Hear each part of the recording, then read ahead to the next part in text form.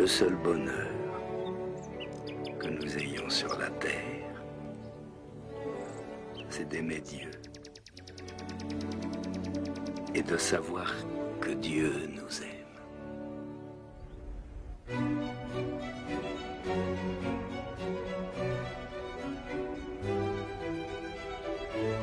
Ars, dans la Dombes, à quelques kilomètres de Lyon.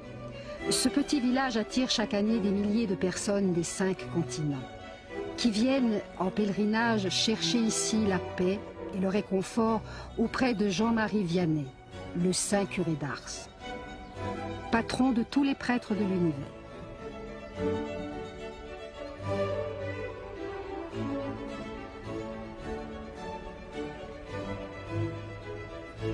Ce simple curé de campagne vécut au XIXe siècle dans cette paroisse une existence de sainteté. Durant les 41 années de son sacerdoce, sa vie exemplaire, son dévouement, la force de sa prière, ses qualités de confesseur extraordinaires ont fait converger les foules qui voyaient en lui un saint.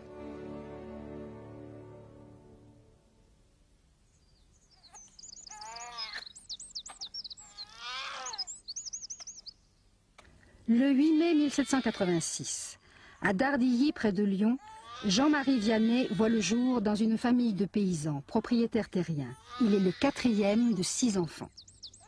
Comme c'est la coutume alors, il est baptisé le jour même à l'église du village. Dès ses premières années, Marie Béluse, sa mère, dont la foi est solide, lui enseigne les prières chrétiennes. En lui faisant partager sa ferveur, elle éveille son petit enfant à la présence de Dieu.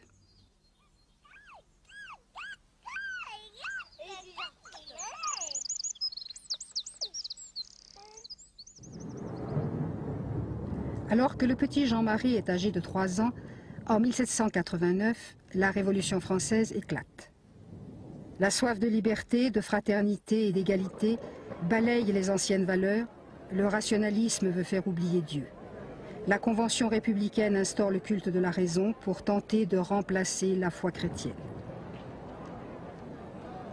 À Lyon, les massacres des sans-culottes viennent noircir les pages les plus sombres de l'histoire de la France. Les chrétiens qui demeurent attachés à la foi catholique romaine s'exposent à être accusés de crimes anti-révolutionnaires. Une partie du clergé se soumet et dès 1792, les prêtres qui veulent rester fidèles à l'Église doivent se cacher pour ne pas mourir ou être déportés. De nombreuses églises sont alors abandonnées ou détruites. Dans le tourbillon de la terreur, en secret, une partie du peuple des croyants continue à cultiver sa foi. Dans les maisons, des messes clandestines sont célébrées par des prêtres qui ont refusé la constitution civile du clergé. Les Vianney font partie de ceux qui accueillent les confesseurs de la foi. Le jeune Jean-Marie peut alors écouter le témoignage de leur fidélité. Malgré ces temps de troubles et de désordre, la maison des Vianney reste toujours ouverte aux miséreux et aux errants qui prennent part à la soupe, au pain et à la prière. Ici, on ne craint pas d'afficher sa foi et de vivre la charité chrétienne. Jean-Marie est un enfant peu ordinaire, toujours prêt à accueillir les pauvres. Il aime prier. Sa mère, la première, encourage sa foi. Aussi n'est-elle qu'à demi étonnée le soir où elle retrouve son Jean-Marie âgé de 4 ans, priant seul dans l'étable, devant une petite statue de la Vierge qu'elle lui a donnée.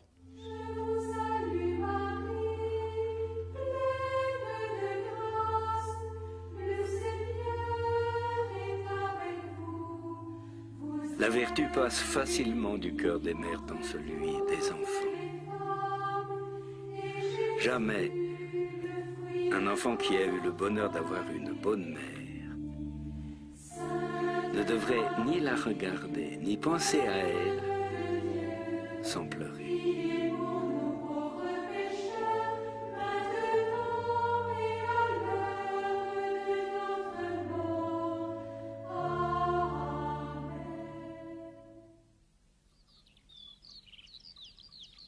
Quand Jean-Marie est un peu plus grand, dans le vallon de Chantemerle où il garde les moutons, il organise des processions avec d'autres petits bergers. Chaque instant de son travail des champs est rythmé par ses prières. Il est constamment saisi par la présence de Dieu. J'étais bien heureux dans la maison de mon père lorsque je menais paître mes brebis. J'avais le temps de prier. Et parfois je faisais semblant de me reposer comme les autres, mais je priais Dieu. C'était le bon temps, mon Dieu, que j'étais heureux.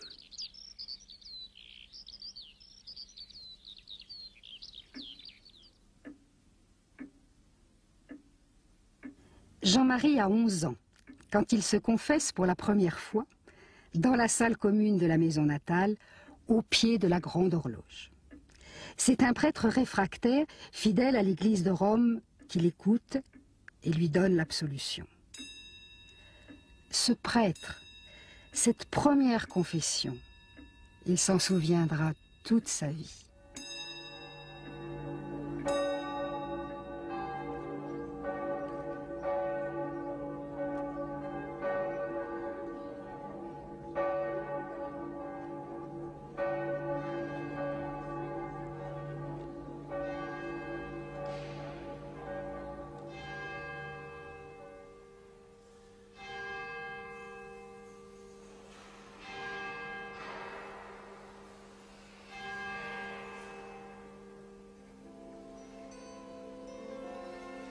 « 1799, le temps du Directoire amène de nouvelles persécutions religieuses. 2 ans après sa première confession, le jeune Vianney, qui a 13 ans, fait sa première communion clandestinement dans une cuisine de ferme. Il reçoit l'Eucharistie dans un tel recueillement qu'il ne veut plus ensuite quitter la pièce où il a communié. Quand on communie, on sent quelque chose d'extraordinaire, un bien-être qui parcourt tout le corps. Et nous sommes obligés de dire, c'est le Seigneur. Oh mon Dieu, quelle joie! On se perd en Dieu comme une goutte d'eau dans l'océan.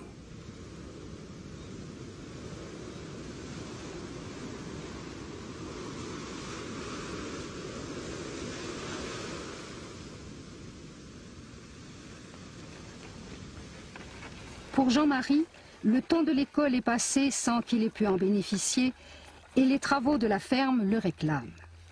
Mais rien ne l'éloigne de son attachement à Dieu et il continue à se distinguer par sa vie de prière et sa conduite exemplaire.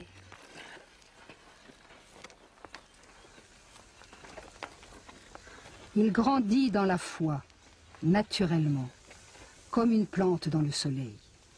En 1801, à 17 ans, il confie à sa mère son profond désir de devenir prêtre. Je voudrais gagner des âmes au bon Dieu. Mais Mathieu Vianney, son père, s'oppose à cette vocation. On a besoin de Jean-Marie pour les travaux de la ferme. L'autorité paternelle n'est pas contestée, mais le jeune Vianney conserve dans son cœur l'espoir de convaincre son père. Au bout de 2 ans, l'appel de Dieu l'emporte et il peut partir.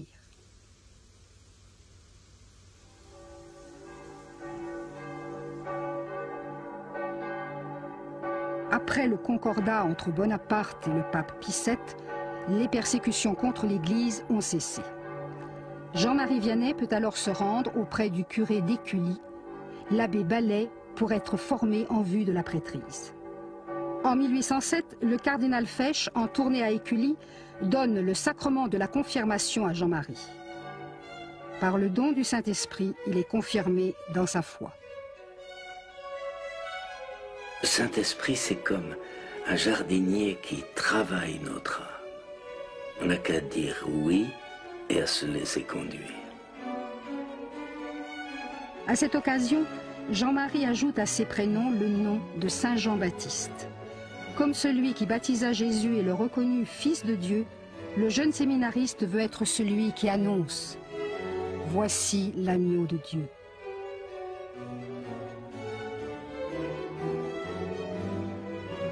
Mais les études de Jean-Marie à Écully sont ardues. La mémoire de ce jeune paysan est rebelle au latin.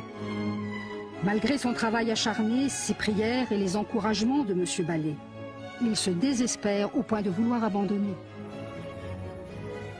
Il fait alors le vœu de se rendre à pied, en mendiant son pain, à plus de 100 km de là, à la Louvet, jusqu'au tombeau de Saint François-Régis à qui il confie la réussite de ses études. Durant ce périple, il va s'imprégner de l'exemple de l'apôtre du Vivarais, qui prêcha l'évangile dans ces montagnes et fut, par son don total à Dieu et aux hommes, un modèle de pasteur.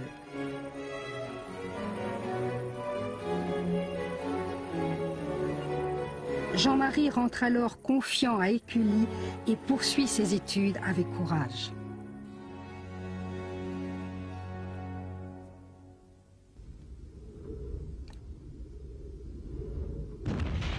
En 1809, la guerre de Napoléon contre l'Espagne fait rage et réclame des hommes. C'est une nouvelle épreuve pour le jeune Vianney. Bien que les séminaristes soient dispensés d'aller combattre sous les drapeaux, il reçoit à tort sa feuille de route. Jean-Marie doit laisser ses études et partir. Mais il rate le départ du détachement qu'il essaie de rattraper en vain et renonce finalement à rejoindre.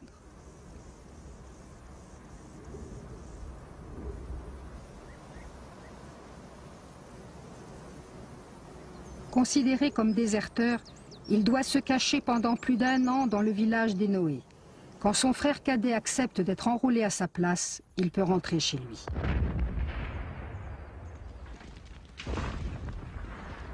Mais François le cadet ne reviendra jamais à Dardilly et cette absence pèsera toujours sur le cœur de Jean-Marie.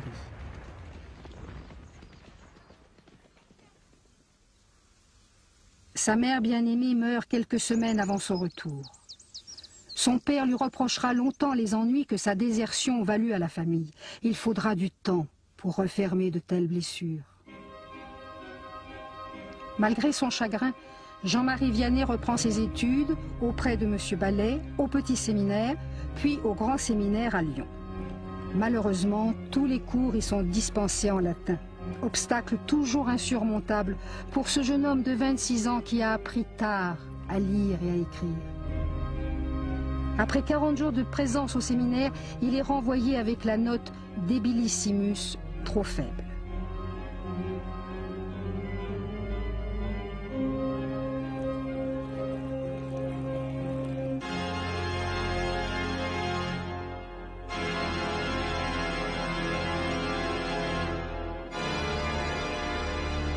Mais l'abbé Ballet, convaincu de la profondeur de sa vocation, l'aide à surmonter l'épreuve.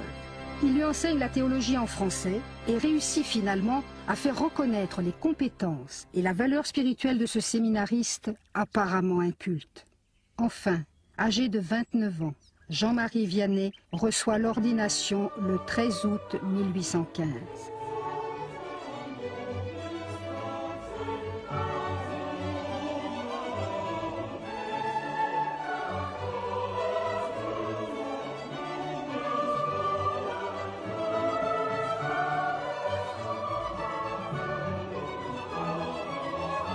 Le voilà prêtre pour l'éternité, prêtre pour sauver, pour gagner des âmes au bon Dieu, comme il le dit.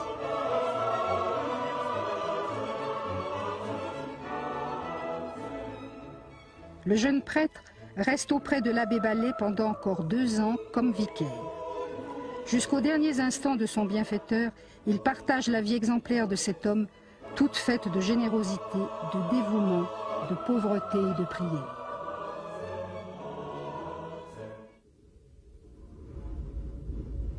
Après la mort de M. Ballet, Jean-Marie Vianney est envoyé en Dombes. Le pays des 1000 étangs, une région pauvre qui sera pour lui une terre de mission.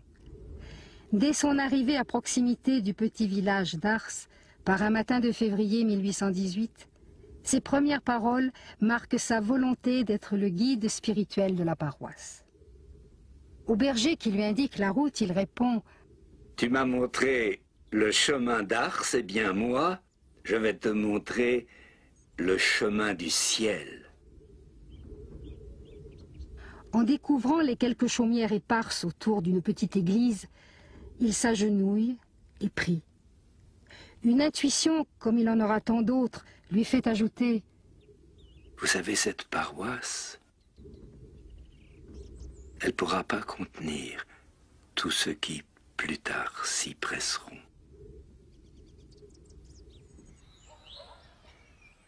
En ce temps-là, Ars compte 230 habitants. Les familles de paysans à l'instruction rudimentaire vivent assez pauvrement. Ils consacrent peu de temps à Dieu et la pratique religieuse est négligée. Le premier geste du nouveau pasteur d'Ars est de se rendre à l'église dont le clocher a été abattu pendant la Révolution.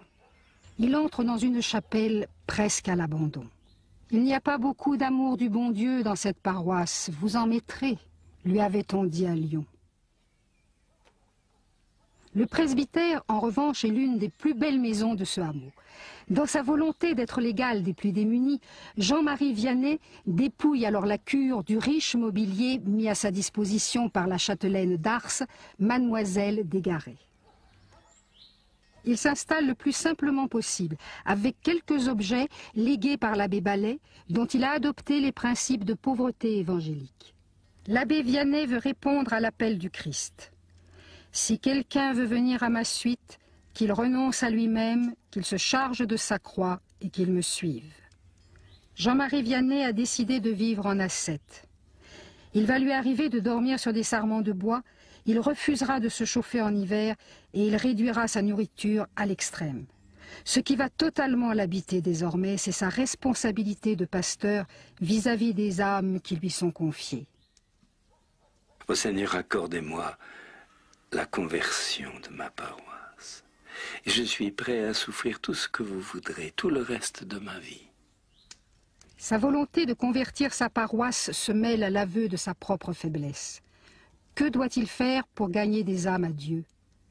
C'est à travers les mortifications qu'il pense alors s'approcher de la souffrance du Christ sur la croix. La flamme de l'amour devient morsure déchirante sur son corps. Mais le jeûne, le manque de sommeil, la discipline sont autant de folies de jeunesse, comme il le dira plus tard, qu'il abandonnera quand sa mission de confesseur l'obligera à être toujours disponible pour les pénitents. C'est là qu'il pourra alors vivre son désir immense de se sacrifier pour les hommes.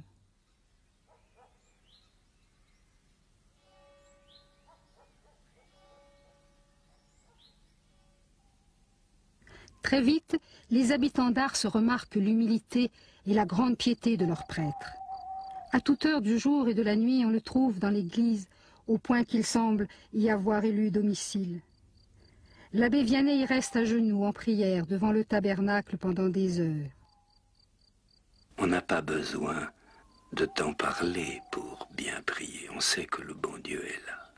On lui ouvre son cœur, on se complaît dans sa sainte présence. C'est la meilleure des prières, celle-là.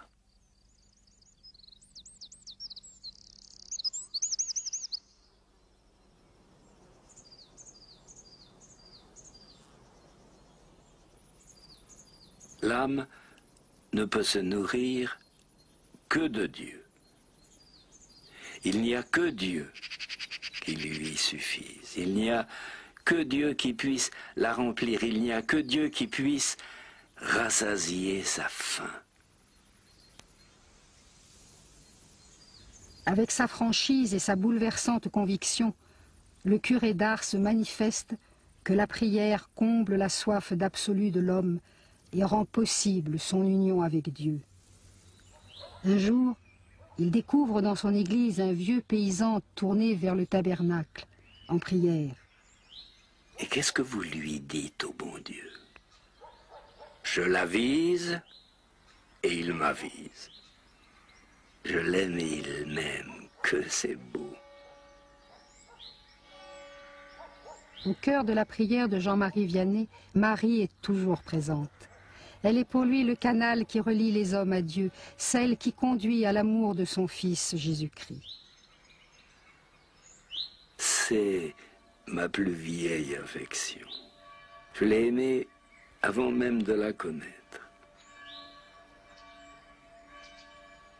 Jean-Marie Vianney trouve dans sa prière constante son réconfort et sa force, grâce à l'amour du Seigneur qui l'accueille en lui.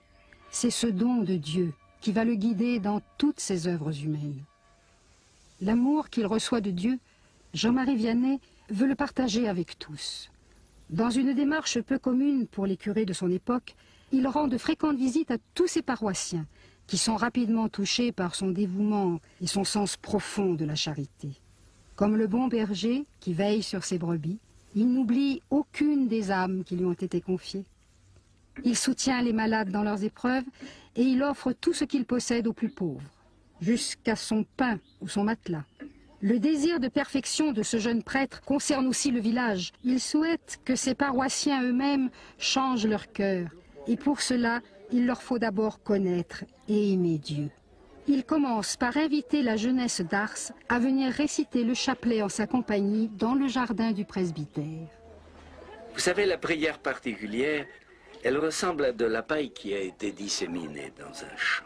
Si on y met le feu, la flamme a peu d'ardeur. Mais si on réunit cette paille éparse, alors la flamme est abondante et elle s'élève haut vers le ciel. Eh bien, ainsi en est-il de la prière en commun.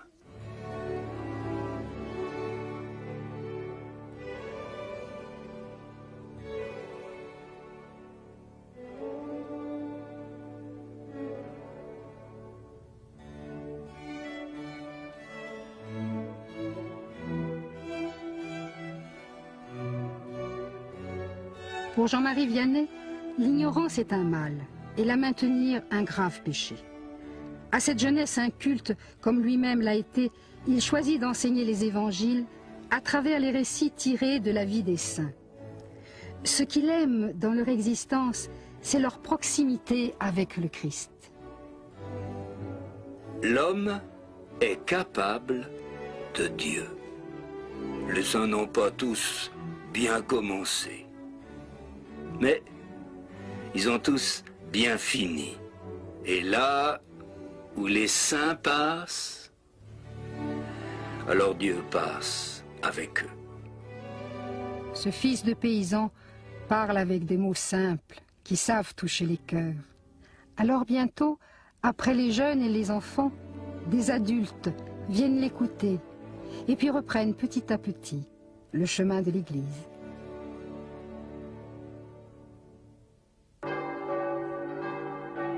Dès la belle saison, la majorité des habitants d'Ars se consacrent aux travaux de la terre et désertent les offices. Les ouvriers agricoles et les mères de famille en particulier travaillent toute la semaine, dimanche compris. Le curé d'Ars réagit et s'adresse directement au patron et au mari. Le dimanche doit être respecté. L'homme n'est pas seulement une bête de travail. C'est aussi un esprit créé à l'image de Dieu. Il n'a pas que des besoins matériels et des appétits grossiers. Il a des besoins de l'âme. Avec le temps, à force de persévérance, Jean-Marie Vianney parvient à faire entrer dans les mœurs le respect du repos dominical. Mais certaines habitudes des villageois sont beaucoup plus graves à ses yeux. À cette époque, à Ars, l'alcoolisme fait des ravages.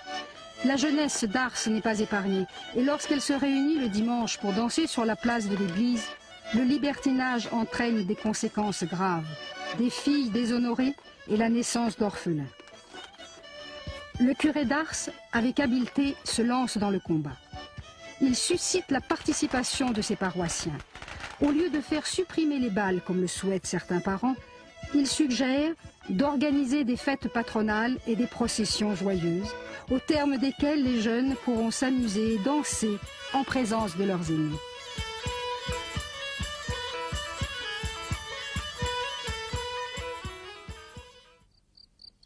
Le curé d'Ars rencontre cependant des résistances au changement.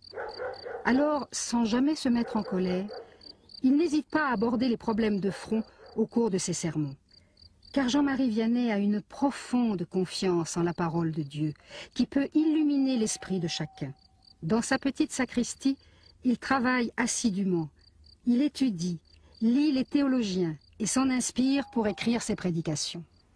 Pourtant, en chair, il ne retrouve pas toujours ces mots. Il s'exprime alors seulement inspiré par la prière, avec une simplicité et une intensité qui pénètrent chacun jusqu'au fond de l'âme. Ce qui touche les auditeurs, ce sont ses larmes, ses regards vers le tabernacle ou la croix, ses silences et ses cris d'appel à la conversion où il semble que résonne la puissance de la parole de Dieu. Ah, mes enfants, que nous sommes ingrats. Le bon Dieu veut nous rendre heureux et nous, on ne le veut pas. C'est dommage. Si nous savions comme notre Seigneur nous aime, on mourrait de plaisir. Être aimé de Dieu, être uni à Dieu, vivre en la présence de Dieu, vivre pour Dieu. Ah, la belle vie, la belle mort. Tout sous les yeux de Dieu, tout pour plaire à Dieu, que c'est beau.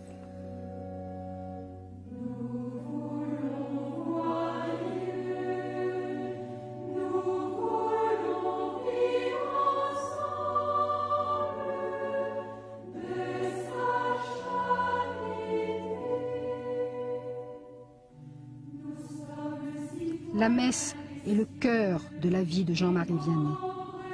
C'est là qu'il puise toute sa joie.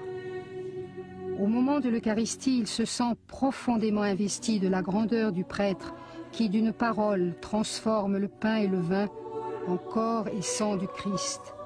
Il rend présent le Seigneur.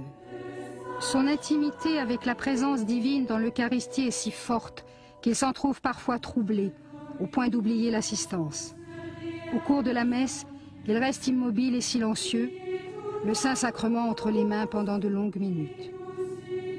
Tous ceux qui assistent à sa messe savent alors que le Seigneur est là, réellement présent.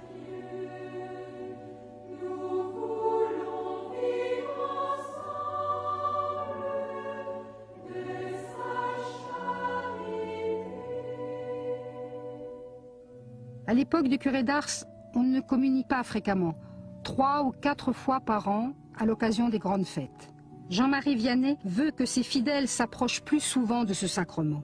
Il n'hésite pas alors à se démarquer de ses confrères en invitant les paroissiens à communier tous les dimanches. La communion fait à l'âme comme un coup de soufflet à un feu qui commence à s'éteindre, mais où il y a encore beaucoup de braise. Venez à la communion, venez à Jésus, venez vivre de lui afin de vivre pour lui. Ne dites pas que vous n'en êtes pas digne, vous n'en êtes pas digne, mais vous en avez besoin.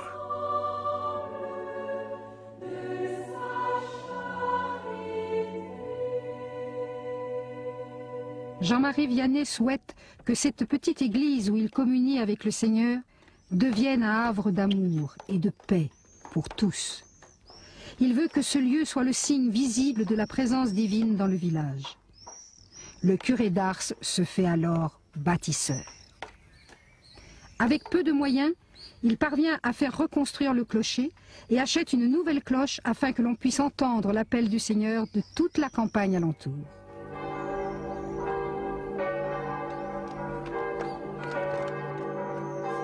Rien n'est trop beau pour Dieu. Et jamais le sanctuaire du village ne sera aussi magnifique que je le désire.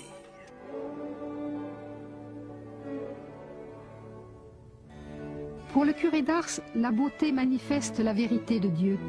Les objets liturgiques doivent donc refléter dans la dignité et l'éclat la gloire de la lumière divine.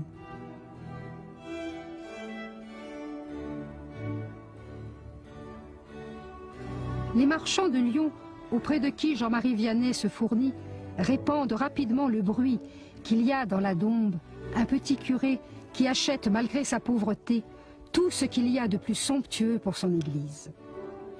Comme cette chasuble en l'honneur de Marie, qu'il fera réaliser lorsque le dogme de l'Immaculée Conception sera proclamé en 1854.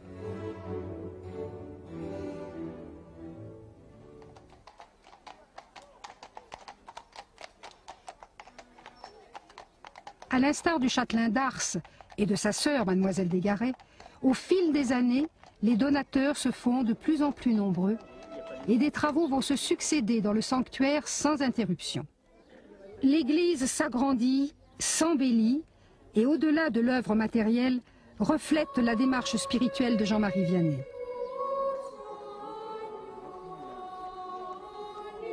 Sa proximité avec Marie lui fait d'abord aménager la chapelle de la Sainte Vierge.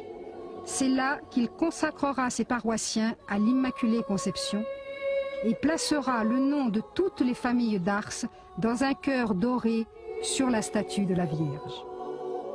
Puis, plus tard, il fera installer sur le fronton de l'église une statue de Marie. On n'entre pas dans une maison sans parler au portier. Dans la Sainte Vierge, c'est la portière du ciel. Le curé d'Ars fait aussi édifier une chapelle dédiée à Saint Jean-Baptiste, son saint préféré.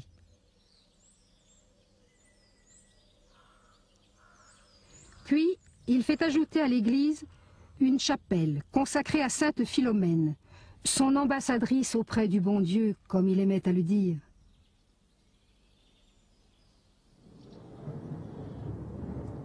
Jean-Marie Vianney fait ensuite construire la chapelle de Lecce Homo, où les fidèles attendent et se préparent avant la confession. Ils peuvent y méditer l'amour du Christ livré pour eux.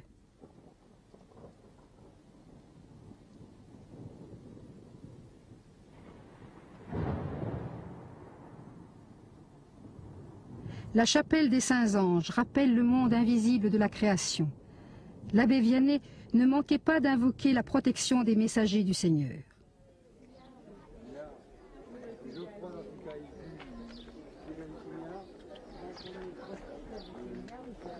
Le chœur de l'église est aussi agrandi. Et le curé d'Ars parvient même à obtenir un immense tabernacle en bronze doré, initialement prévu pour l'église Saint-Sulpice à Paris. Dorénavant, tout invite à la rencontre avec le Seigneur.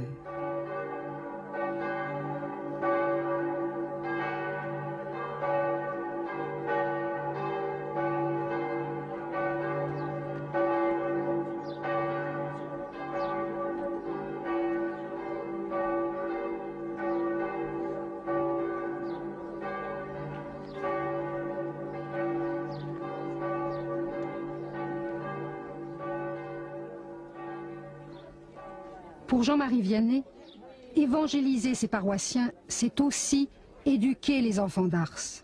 En 1824, il crée une école. Il forme 2 filles de la campagne, Benoîte Lardet et Catherine Lassagne. Et dans des conditions héroïques, il ouvre la maison de Providence pour les orphelines de la région. Cette institution si chère à son cœur va se développer jusqu'à accueillir une 60aine d'enfants.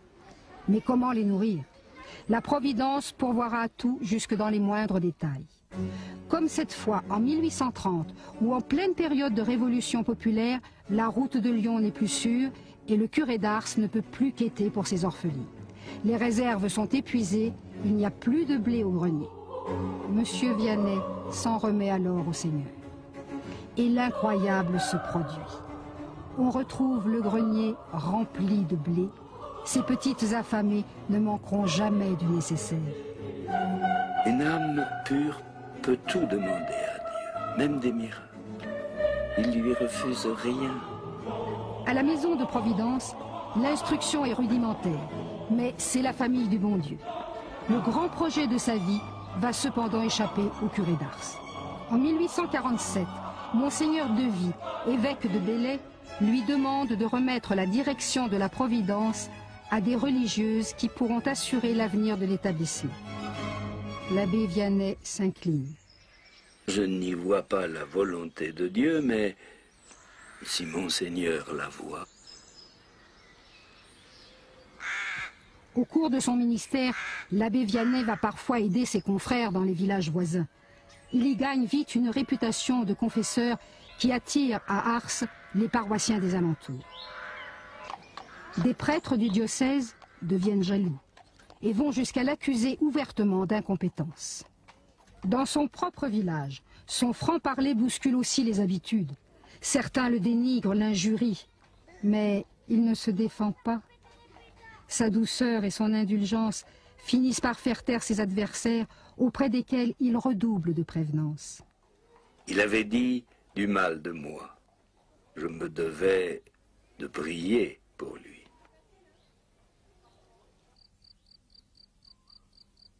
Mais les épreuves du curé d'Ars ne se limitent pas aux critiques de ses semblables. Dans l'intimité du presbytère, il est l'objet d'attaques attestées par des témoins que lui-même attribue au malin. Murs qui tremblent, bruits étranges, agitation d'objets, voix aigres, Vianney, va-t'en. Ces phénomènes vont souvent perturber son repos jusqu'à la fin de sa vie.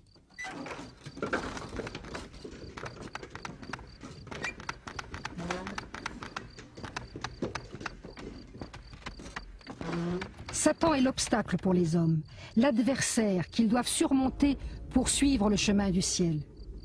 Jean-Marie Vianney remarque au fil des années que celui qu'il nomme le grappin est particulièrement virulent les nuits qui précèdent l'arrivée de grands pénitents, comme si le diable ne pouvait supporter les conversions opérées par cet humble curé de campagne. Le démon est bien méchant, mais il est bien bête aussi. C'est lui qui me fait savoir tout le bien qui se fait à Ars.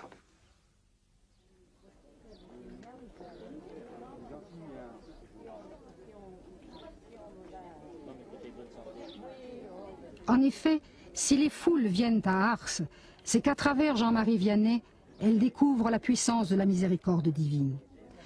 Par la qualité de son écoute et une faculté de discernement hors du commun, il bouleverse et délivre du poids de leurs péchés ceux qui l'approchent. On attend jusqu'à 4 jours pour le rencontrer. Mais alors, quelques minutes suffisent. Il lit dans les âmes et en quelques mots rend la foi et la joie à ceux qui l'ont perdu. Par l'intermédiaire de cet homme, l'Esprit Saint apaise les cœurs tourmentés. De 1h à 7h du matin, il confesse les femmes dans la chapelle Saint-Jean-Baptiste avant la messe. Puis vient le tour des hommes, de 8h à 11h du matin, qu'il accueille dans la sacristie. Ego te absolvo, je te pardonne tous tes péchés. Désormais, sa tâche de curé est totalement absorbée par le ministère de la réconciliation.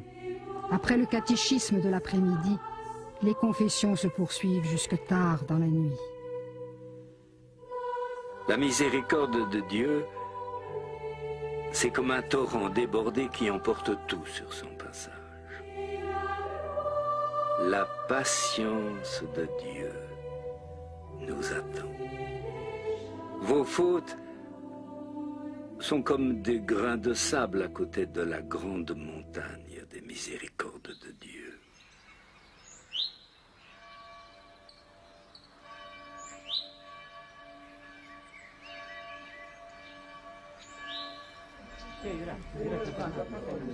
Les miracles qu'il accomplit dans les cœurs ne se comptent plus.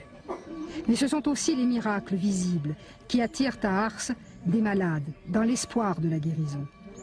Dans son humilité, le curé d'Ars ne s'attribue pas les mérites de ses dons peu communs. Je ne fais pas de miracle. Pour ça, adressez-vous au bon Dieu. Pourtant, n'a-t-il pas raison ce pèlerin qui dit « J'ai vu Dieu dans un homme ». Cependant, malgré le bien qu'il répand autour de lui, Jean-Marie Vianney est habité par une angoisse profonde. Il a le sentiment tragique d'être incapable de mener sa charge de pasteur. Il a la conscience aiguë de sa pauvre condition de pécheur, de ses faiblesses. Plus il s'approche de ce Dieu si grand, plus c'est sa propre petitesse qu'il perçoit. Dans cette nuit spirituelle, même la prière lui est parfois difficile.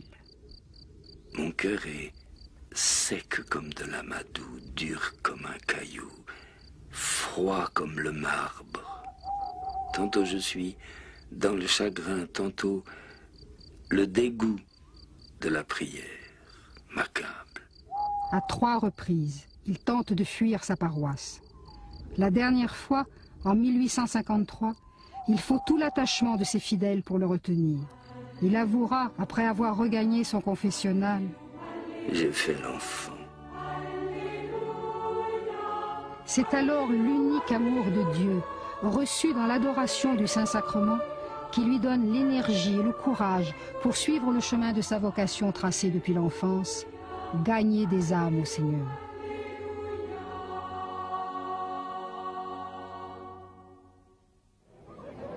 Une paroisse transformée en pèlerinage, voilà ce qu'est devenu Ars. Les cafés ont laissé la place à des hôtelleries pour accueillir les pèlerins qui arrivent des 4 coins de France.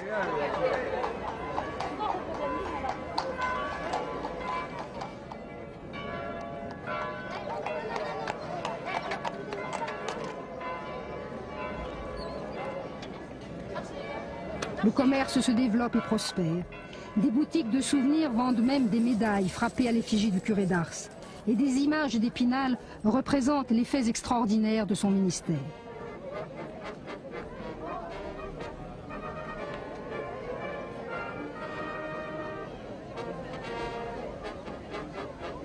On édite de son vivant ses sermons et le récit de sa vie.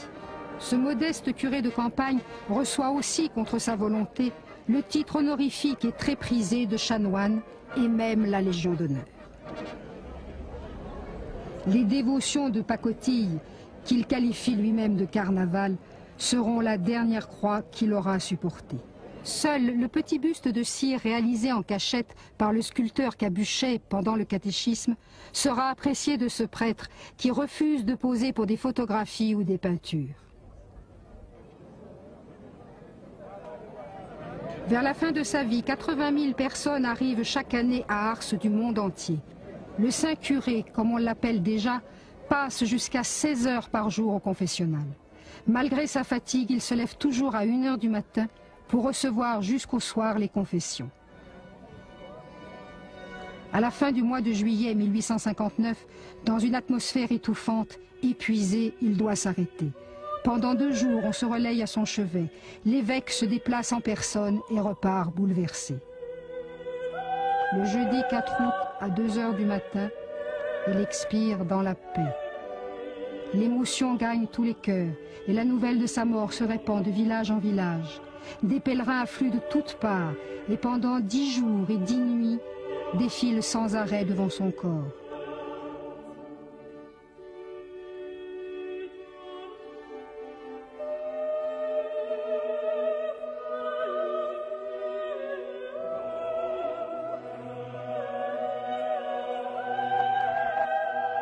Après des funérailles grandioses, il est inhumé dans son église, là où il avait choisi de passer sa vie au service de Dieu et des hommes.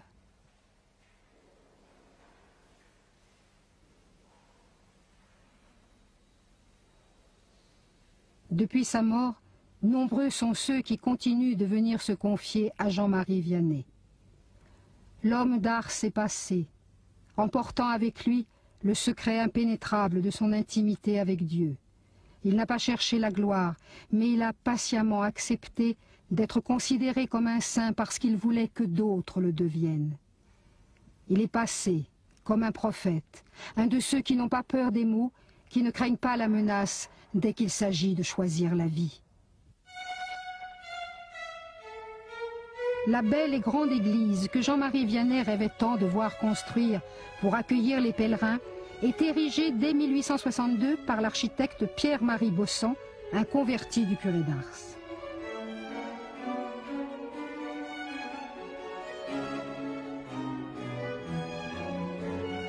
Sous la pression des paroissiens, l'évêque ordonne de conserver l'ancienne église qui devait être rasée.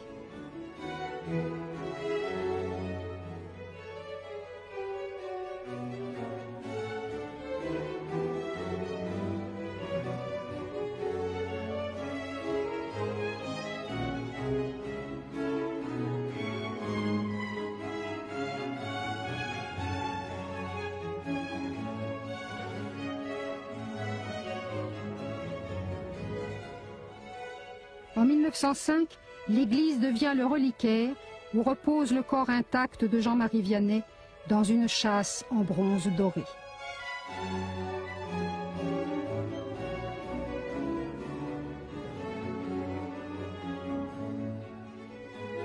C'est dans ce nouveau sanctuaire qu'une foule immense viendra assister aux fêtes données à l'occasion de la canonisation de Saint Jean-Marie Vianney en 1925.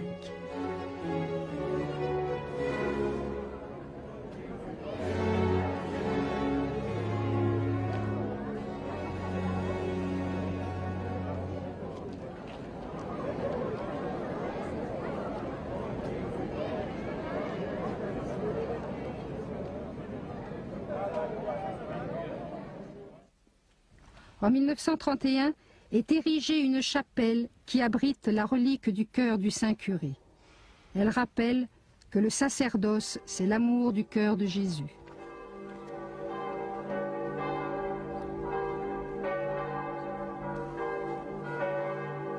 Le 6 octobre 1986, à l'occasion du 200e anniversaire de la naissance de Saint Jean-Marie Vianney, le pape Jean-Paul II est venu prier à Ars auprès du patron de tous les curés de l'univers.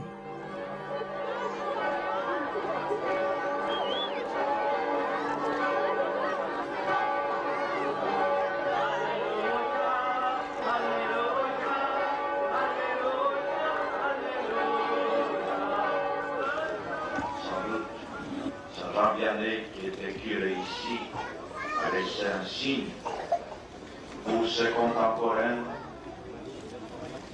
et aussi pour les générations à suivre, pour notre génération. Moi, personnellement, je suis très touché par ce signe, par son message. Je vais toujours très touché. Et c'est pour ça que j'arrive ici, en pèlerinage.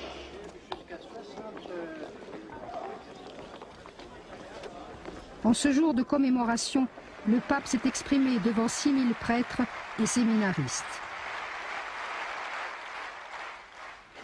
Précisément, nous voyons dans les curés d'Ars un prêtre qui ne s'est pas contenté d'accomplir extérieurement les gestes de la rédemption.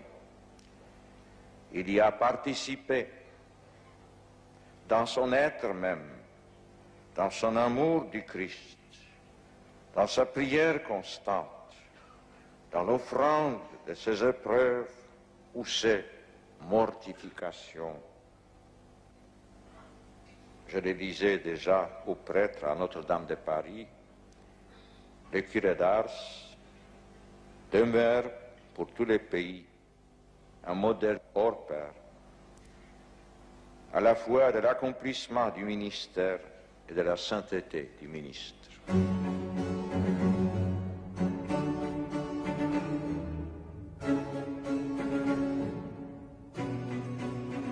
Dans l'élan de cette visite a été créé en 1988 un séminaire où chaque année plus de 100 jeunes se forment pour devenir prêtres.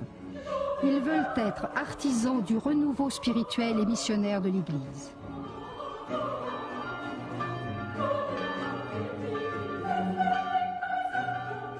Ces jeunes séminaristes viennent des 5 continents se mettre à l'école de M. Vianney, sur le lieu même de son apostolat, à la lumière de son témoignage.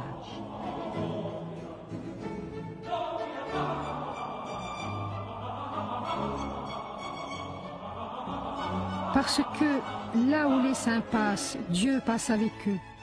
Tout pèlerin peut communier à la grâce d'Ars, au mystère de cette sainteté. À la suite de Jean-Marie Vianney, le saint curé d'Ars, ils peuvent redécouvrir le sens de l'Eucharistie, la conversion des cœurs grâce au sacrement de la réconciliation, l'humble charité, la force de la prière.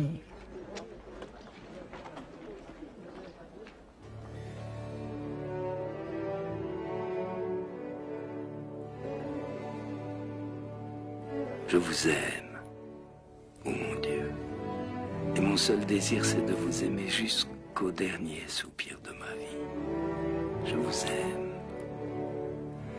ô Dieu infiniment aimable, et j'aime mieux mourir en vous aimant que de vivre un seul instant sans vous aimer. Je vous aime, Seigneur. Et la seule grâce que je vous demande, c'est de vous aimer éternellement. Je vous aime, ô mon Dieu. Et je ne désire le ciel que pour avoir le bonheur de vous aimer parfaitement. Je vous aime, ô mon divin Sauveur, parce que vous avez été crucifié pour moi. Je vous aime, ô mon Dieu,